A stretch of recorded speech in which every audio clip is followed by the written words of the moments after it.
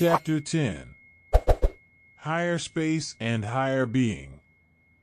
Perception and Inspiration. In the instinctive and sense perception of man and nature there is all hidden, which reflection afterwards brings into consciousness. We are conscious of somewhat higher than each individual man when we look at men. In some, this consciousness reaches an extreme pitch and becomes a religious apprehension. But in none is it otherwise than instinctive. The apprehension is sufficiently definite to be certain, but it is not expressible to us in terms of the reason. Now, I have shown that by using the conception of higher space it is easy enough to make a supposition which shall show all mankind as physical parts of one whole. Our apparent isolation as bodies from each other is by no means so necessary to assume as it would appear. But, of course, a supposition of that kind is of no value, except as showing a possibility. If we came to examine into the matter closely, we should find a natural relationship which accounted for our consciousness being limited as at present it is. The first thing to be done is to organize our higher space perception and then look. We cannot tell what external objects will blend together into the unity of a higher being. But just as the riddle of the two hands becomes clear to us from our first inspection of higher space, so will there grow before our eyes greater unities and greater surprises. We have been subject to a limitation of the most absurd character. Let us open our eyes and see the facts. Now, it requires some training to open the eyes. For many years I worked at the subject without the slightest success. All was mere formalism. But by adopting the simplest means, and by a more thorough knowledge of space, the whole flashed clear. Space shapes can only be symbolical of four-dimensional shapes, and if we do not deal with space shapes directly, but only treat them by symbols on the plane, as in analytical geometry, we are trying to get a perception of higher space through symbols of symbols, and the task is hopeless. But a direct study of space leads us to the knowledge of higher space. And with the knowledge of higher space there come into our ken boundless possibilities. All those things may be real, whereof saints and philosophers have dreamed. Looking on the fact of life, it has become clear to the human mind that justice, truth, purity are to be sought, that they are principles which it is well to serve. And men have invented an abstract devotion to these, and all comes together in the grand but vague conception of duty. But all these thoughts are to those which spring up before us as the shadow on a bank of clouds of a great mountain is to the mountain itself. On the piled-up clouds falls the shadow, vast, imposing, but dark, colorless. If the beholder but turns, he beholds the mountain itself, towering grandly with verdant pines, the snow line, and the awful peaks. So all these conceptions are the way in which now, with vision confined, we apprehend the great existences of the universe. Instead of an abstraction, what we have to serve is a reality, to which even our real things are but shadows. We are parts of a great being, in whose service, and with whose love, the utmost demands of duty are satisfied. How can it not be a struggle, when the claims of righteousness mean diminished life, even death, to the individual who strives? And yet to a clear and more rational view it will be seen that in his extinction and loss, that which he loves, that real being which is to him shadowed forth in the present existence of wife and child, that being lives more truly, and in its life those he loves are his forever. But, of course, there are mistakes in what we consider to be our duty, as in everything else, and this is an additional reason for pursuing the quest of this reality. For by the rational observance of other material bodies than our own, we come to the conclusion that there are other beings around us like ourselves, whom we apprehend in virtue of two processes, the one simply the sense one of observation and reflection, the other a process of direct apprehension.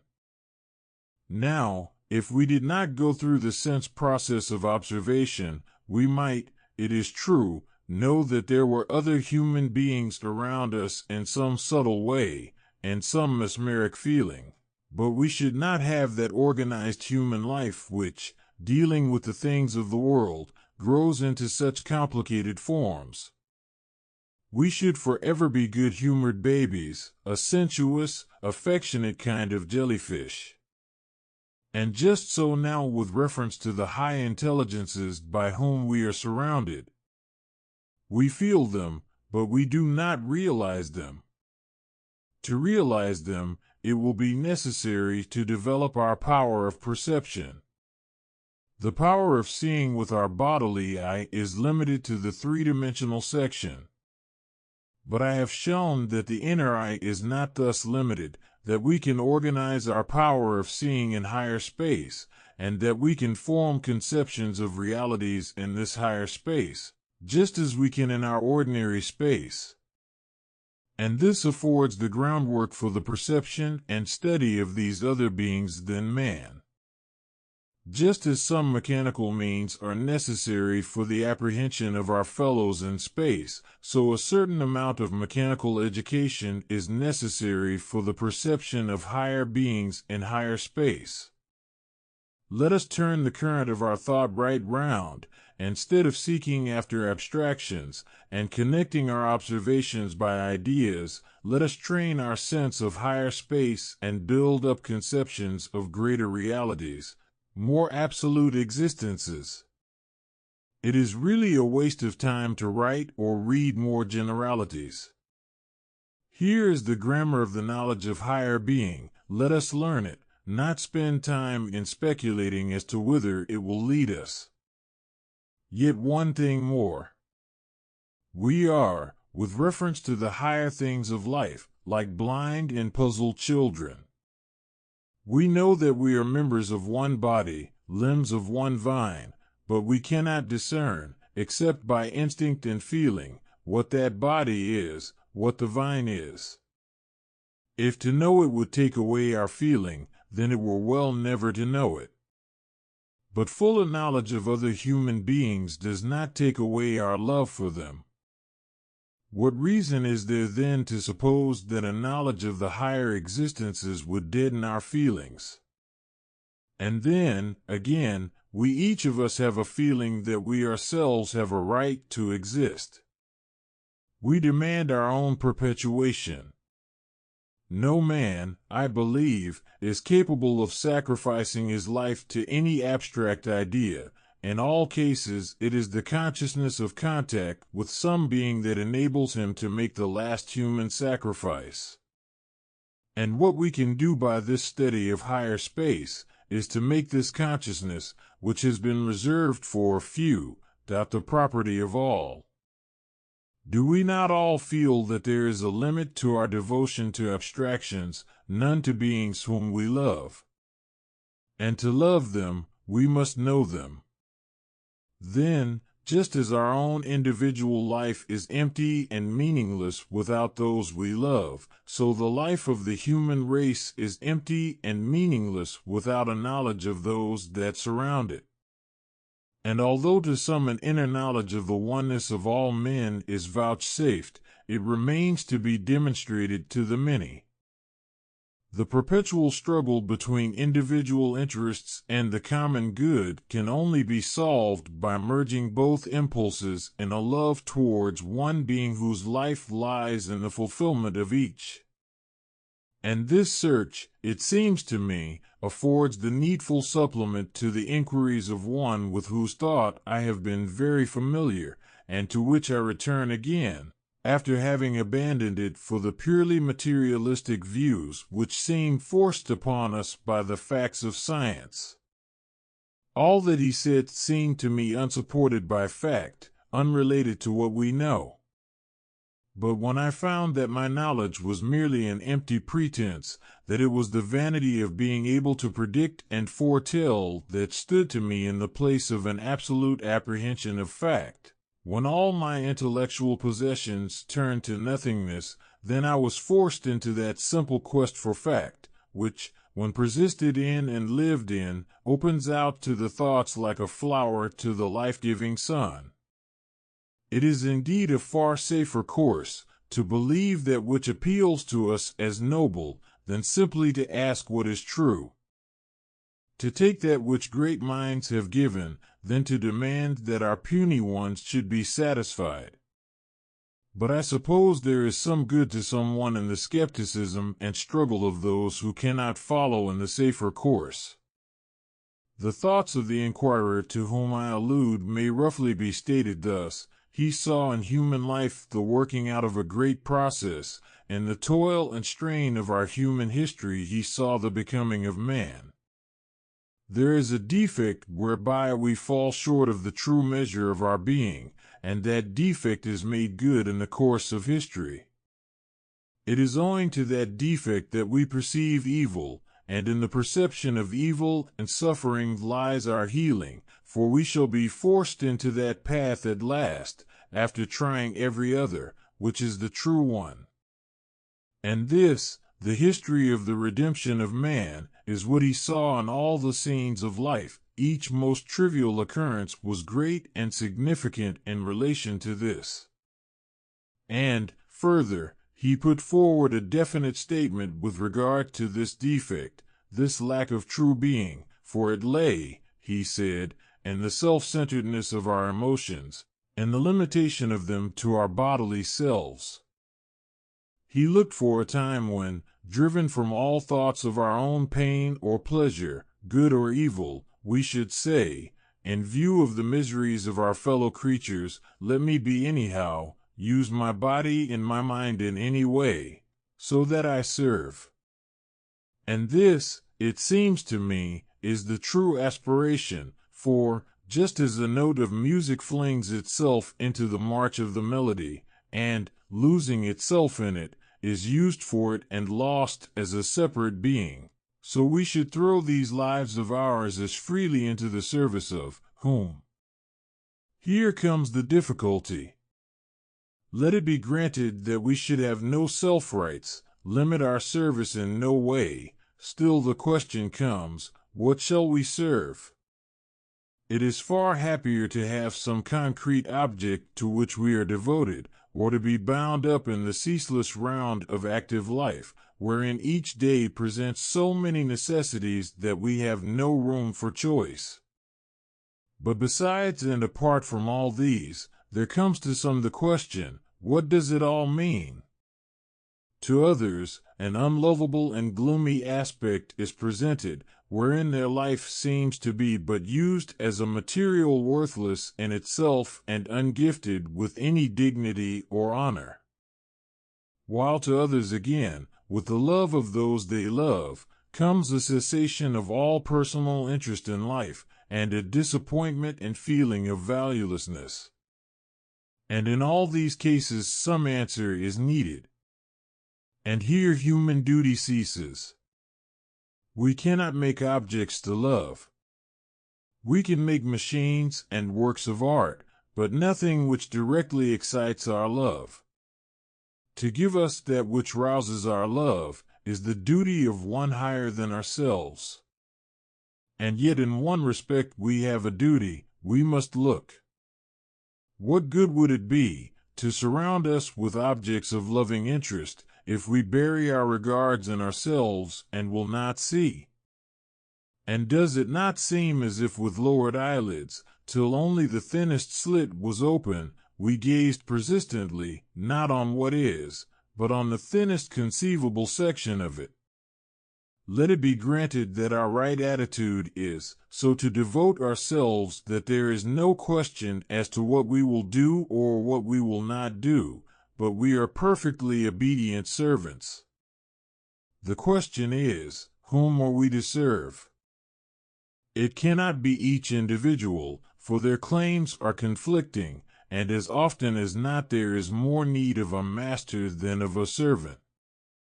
Moreover, the aspect of our fellows does not always excite love, which is the only possible inducer of the right attitude of service. If we do not love, we can only serve for a self-motive, because it is in some way good for ourselves.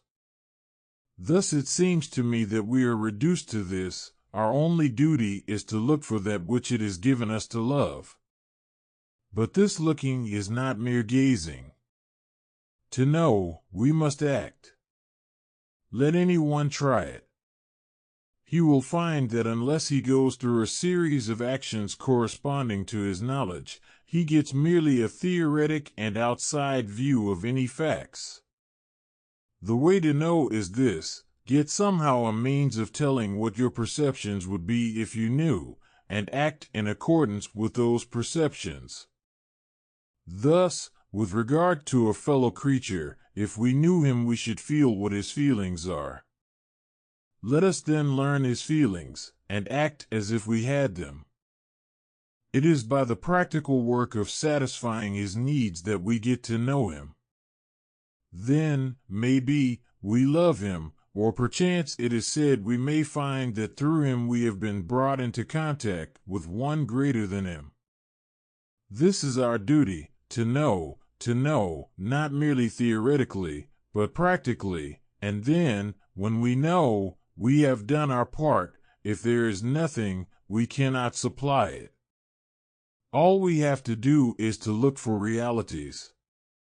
We must not take this view of education, that we are horribly pressed for time, and must learn, somehow, a knack of saying how things must be, without looking at them. But rather, we must say that we have a long time, all our lives, in which we will press facts closer and closer to our minds, and we begin by learning the simplest. There is an idea in that home of our inspiration, the fact that there are certain mechanical processes by which men can acquire merit. This is perfectly true. It is by mechanical processes that we become different, and the science of education consists largely in systematizing these processes. Then, just as space perceptions are necessary for the knowledge of our fellow men, and enable us to enter into human relationships with them in all the organized variety of civilized life, so it is necessary to develop our perceptions of higher space, so that we can apprehend with our minds the relationship which we have to beings higher than ourselves, and bring our instinctive knowledge into clearer consciousness. It appears to me self-evident that in the particular disposition of any portion of matter, that is, in any physical action, there can be neither right nor wrong. The thing done is perfectly indifferent. At the same time, it is only in things done that we come into relationship with the beings about us and higher than us. Consequently, in the things we do lies the whole importance of our lives. Now, many of our impulses are directly signs of a relationship in us to a being of which we are not immediately conscious. The feeling of love, for instance, is always directed towards a particular individual. But by love man tends towards the preservation and improvement of his race. Thus in the commonest and most universal impulses lie his relations to higher beings than the individuals by whom he is surrounded. Now, along with these impulses are many instincts of a modifying tendency, and, being altogether in the dark as to the nature of the higher beings to whom we are related, it is difficult to say in what the service of the higher beings consists, and what it does not. The only way is, as in every other pre-rational department of life, to take the verdict of those with the most insight and inspiration. And any striving against such verdicts, and discontent with them should be turned into energy towards finding out exactly what relation we have towards these higher beings by the study of space.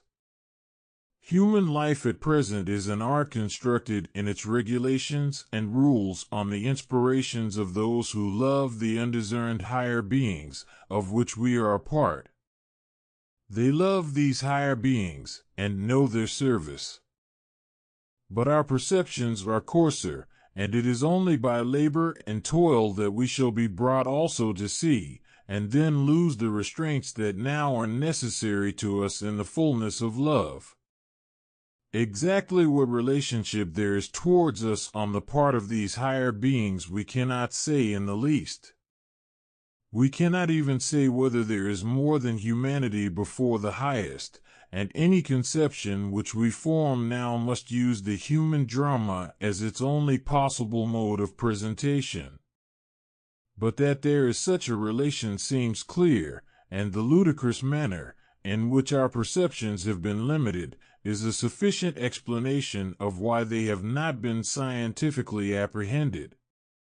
The mode in which an apprehension of these higher beings or being is at present secured is as follows, and it bears a striking analogy to the mode by which the self is cut out of a block of cubes. When we study a block of cubes, we first of all learn it by starting from a particular cube and learning how all the others come with regard to that. All the others are right or left, up or down, near or far, with regard to that particular cube. And the line of cubes starting from this first one, which we take as the direction in which we look, is, as it were, an axis about which the rest of the cubes are grouped. We learn the block with regard to this axis so that we can mentally conceive the disposition of every cube as it comes regarded from one point of view. Next we suppose ourselves to be in another cube, at the extremity of another axis, and, looking from this axis, we learn the aspects of all the cubes, and so on. Thus we impress on the feeling what the block of cubes is like from every axis. In this way we get a knowledge of the block of cubes. Now, to get a knowledge of humanity, we must feel with many individuals. Each individual is an axis as it were, and we must regard human beings from many different axes. And as, in learning the block of cubes, muscular action, as used in putting up the block of cubes, is the means by which we impress on the feeling the different views of the block. So, with regard to humanity, it is by acting with regard to the view of each individual that a knowledge is obtained. That is to say, that, besides sympathizing with each individual, we must act with regard to his view, and acting so, we shall feel his view, and thus get to know humanity from more than one axis. Thus there springs up a feeling of humanity, and of more. Those who feel superficially with a great many people are like those learners who have a slight acquaintance with a block of cubes from many points of view. Those who have some deep attachments are like those who know them well from one or two points of view. Thus there are two definite paths, one by which the instinctive feeling is called out and developed, the other by which we gain the faculty of rationally apprehending and learning the higher beings. In the one way it is by the exercise of a sympathetic and active life, in the other, by the study of higher space. Both should be followed, but the latter way is more accessible to those who are not good. For we at any rate have the industry to go through mechanical operations, and know that we need something. And after all, perhaps, the difference between the good and the rest of us lies rather in the former being aware. There is something outside them which draws them to it, which they see while we do not. There is no reason, however, why this knowledge should not become demonstrable fact. Surely, It is only by becoming demonstrable fact that the errors which have been necessarily introduced into it by human weakness will fall away from it.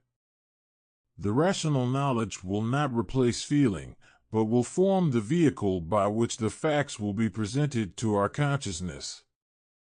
Just as we learn to know our fellows by watching their deeds, but it is something beyond the mere power of observing them that makes us regard them, so the higher existences need to be known, and, when known, then there is a chance that in the depths of our nature they will awaken feelings towards them like the natural response of one human being to another. And when we reflect on what surrounds us, when we think that the beauty of fruit and flower, the blue depths of the sky, the majesty of rock and ocean, all these are but the chance and arbitrary view which we have of true being, then we can imagine somewhat of the glories that await our coming. How set out in exquisite loveliness are all the budding trees and hedgerows on a spring day, from here, where they almost sing to us in their nearness, to where, in the distance, they stand up delicately distant and distinct in the amethyst ocean of the air. And there, quiet and stately, revolve the slow-moving dot sun and the stars of the night. All these are the fragmentary views which we have of great beings to whom we are related, to whom we are linked, did we but realize it, by a bond of love and service and close connections of mutual helpfulness. Just as here and there on the face of a woman sits the divine spirit of beauty, so that all cannot but love who look, so, presenting itself to us in all this mingled scene of air and ocean, plain and mountain, is a being of such loveliness that, did we but know with one accord in one stream, all our hearts would be carried in a perfect and willing service. It is not that we need to be made different, we have but to look and gaze, and see that center whereunto with joyful love all created beings move. But not with effortless wonder will our days be filled, but in toil and strong exertion, for, just as now we all labor and strive for an object, our service is bound up with things which we do. So then we find no rest from labor, but the sense of solitude and isolation is gone. The bonds of brotherhood with our fellow men grow strong, for we know one common purpose. And through the exquisite face of nature shines the spiritual light that gives us a great and never-failing comrade.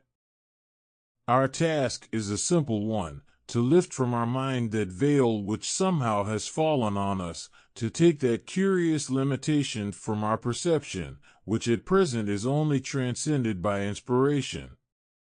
And the means to do it is by throwing aside our reason, by giving up the idea that what we think or has any value. We too often sit as judges of nature, when all we can be are her humble learners.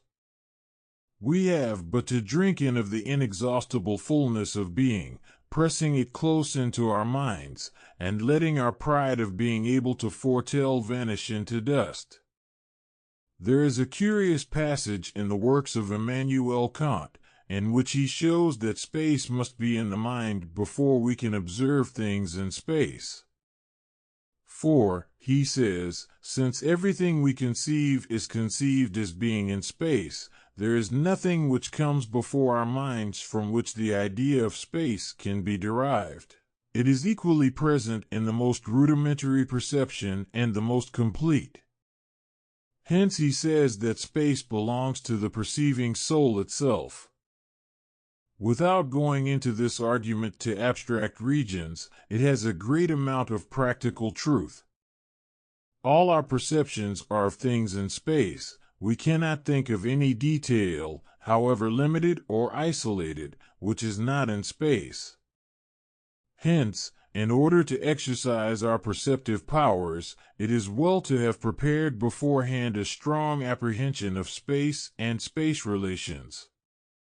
And so, as we pass on, is it not easily conceivable that, with our power of higher space perception so rudimentary and so unorganized, we should find it impossible to perceive higher existences.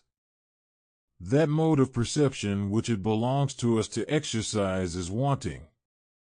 What wonder, then, that we cannot see the objects which are ready, were but our own part done.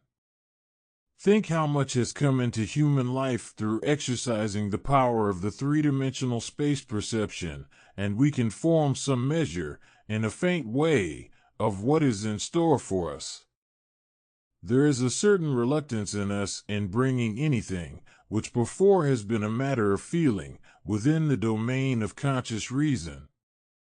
We do not like to explain why the grass is green, flowers bright, and, above all, why we have the feelings which we pass through. But this objection and instinctive reluctance is chiefly derived from the fact that explaining has got to mean explaining away. We so often think that a thing is explained, when it can be shown simply to be another form of something which we know already. And, in fact, the wearied mind often does long to have a phenomenon shown to be merely a deduction from certain known laws. But explanation proper is not of this kind. It is introducing into the mind the new conception which is indicated by the phenomenon already present. Nature consists of many entities towards the apprehension of which we strive. If for a time we break down the bounds which we have set up, and unify vast fields of observation under one common law, it is that the conceptions we formed at first are inadequate, and must be replaced by greater ones. But it is always the case that, to understand nature, a conception must be formed in the mind. This process of growth in the mental history is hidden, but it is the really important one. The new conception satisfies more facts than the old ones, is truer phenomenally, and the arguments for it are its simplicity, its power of accounting for many facts. But the conception has to be formed first. And the real history of advance lies in the growth of the new conceptions which every now and then come to light. When the weatherwise savage looked at the sky at night, he saw many specks of yellow light, like fireflies, sprinkled amidst whitish fleece, and sometimes the fleece remained, the fire spots went, and rain came. Sometimes the fire spots remained, and the night was fine. He did not see that the fire points were ever the same, the clouds different, but by feeling dimly, he knew enough for his purpose.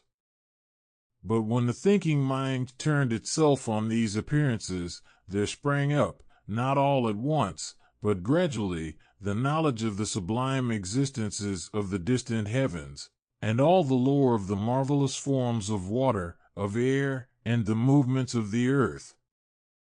Surely these realities, in which lies a wealth of embodied poetry, are well worth the delighted sensuous apprehension of the savage as he gazed.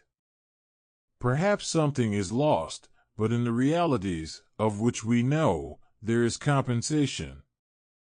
And so, when we learn to understand the meaning of these mysterious changes, this course of natural events, we shall find in the greater realities amongst which we move a fair exchange for the instinctive reverence, which they now awaken in us. In this book the task is taken up of forming the most simple and elementary of the great conceptions that are about us.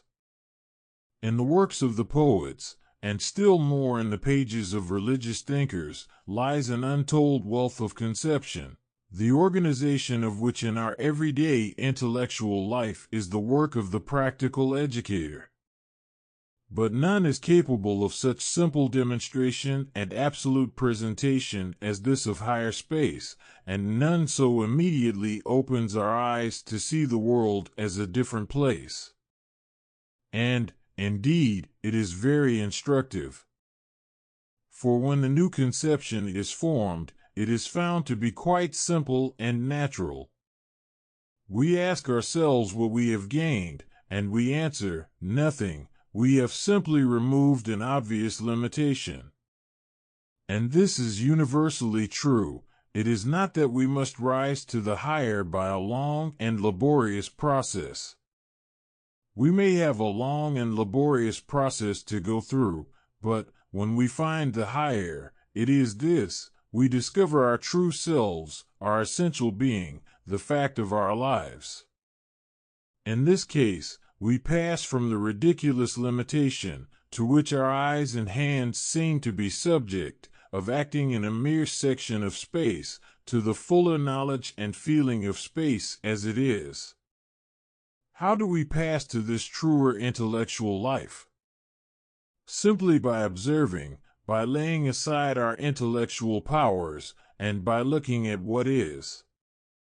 We take that which is easiest to observe, not that which is easiest to define. We take that which is the most definitely limited real thing, and use it as our touchstone whereby to explore nature. As it seems to me, Kant made the great and fundamental statement in philosophy when he exploded all previous systems, and all physics were reft from off the perceiving soul. But what he did once and for AFL was too great to be a practical means of intellectual work. The dynamic form of his absolute insight had to be found, and it is in other works that the practical instances of the Kantian method are to be found. For, instead of looking at the large foundations of knowledge, the ultimate principles of experience, late writers turned to the details of experience, and tested every phenomenon, not with the question, "What is this?" but with the question, "What makes me perceive thus?" And surely the question, as so put, is more capable of an answer, for it is only the percipient, as a subject of thought, about which we can speak. The absolute soul, since it is the thinker, can never be the subject of thought, but, as physically conditioned, it can be thought about. Thus we can never, without committing a ludicrous error, think of the mind of man except as a material organ of some kind. And the path of discovery lies in investigating what the devious line of his thought history is due to, which wins between two domains of physics, the unknown conditions which affect the perceiver, the partially known physics which constitute what we call the external world. It is a pity to spend time over these reflections, if they do not seem tame and poor compared to the practical apprehension which comes of working with the models. Then there is nothing in the whole subject. If in the little real objects which the reader has to handle and observe does not lie to him a poetry of a higher kind than any expressed thought, then all these words are not only useless, but false. If, on the other hand, there is true work to be done with them, then these suggestions will be felt to be but mean and insufficient apprehensions. For, in the simplest apprehension of a higher space lies a knowledge of a reality which is, to the realities we know, as spirit is to matter. And yet to this new vision all our solid facts and material conditions are but as a shadow is to that which casts it.